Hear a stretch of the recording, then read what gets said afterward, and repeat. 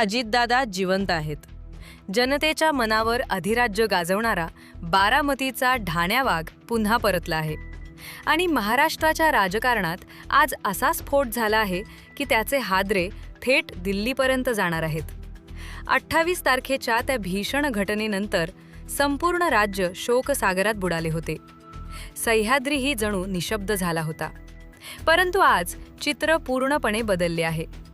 ज्यांना वाटले होते की खेळ संपला त्यांच्यासाठी ही बातमी काळ रात्र ठरली आहे. कारण ज्यांना संपवण्याचा डाव रचला गेला ते केवळ जिवंतच नाहीत तर ठोस पुराव्यांसह परतले आहेत. हा अपघात होता की आखलेला कट?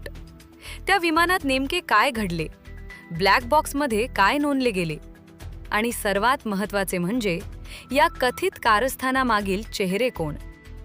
CIDच्या तपासामुळे सत्तेच्या गाभाऱ्यात खळबळ उडाली आहे. मंत्रालयातील दालनांमध्ये कुजबूज सुरू आहे. काही बड्या नावांवर संशयाची सुई रोखली गेल्याची चर्चा रंगली आहे.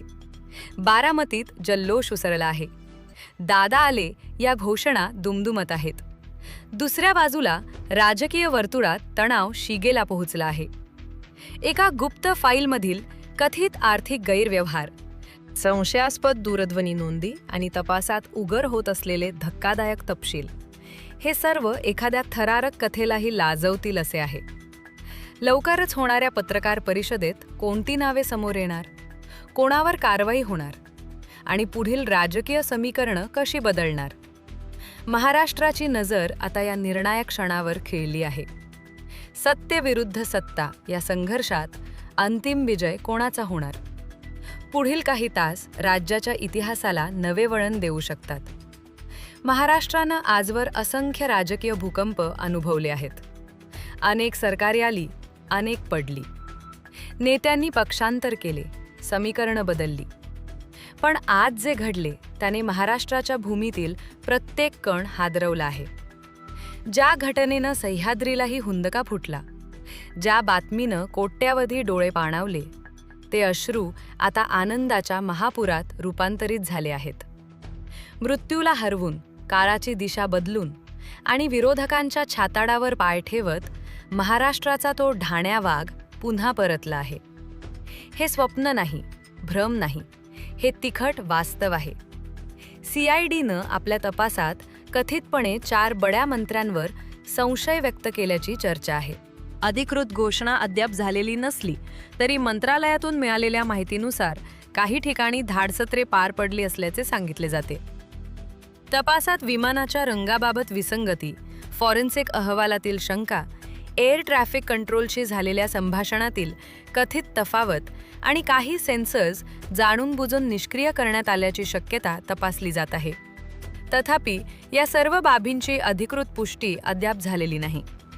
काही सूत्रांच्या माहितीनुसार एका गुप्त फाईलमध्ये आर्थिक गैरव्यवहारांचे पुरावे असल्याचा दावा केला जात आहे.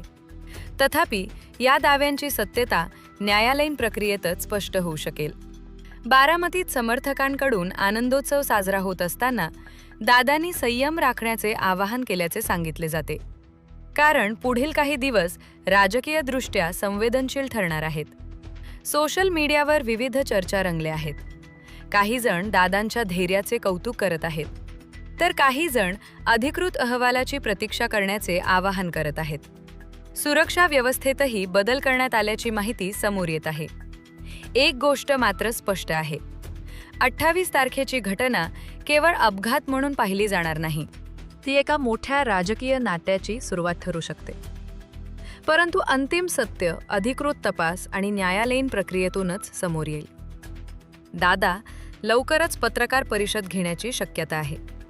ते नेमके काय बोलतील, कोणती कागदपत्र सादर करतील आणि पुढील भूमिका काय असेल याकडे संपूर्ण राज्याचे लक्ष लागले आहे.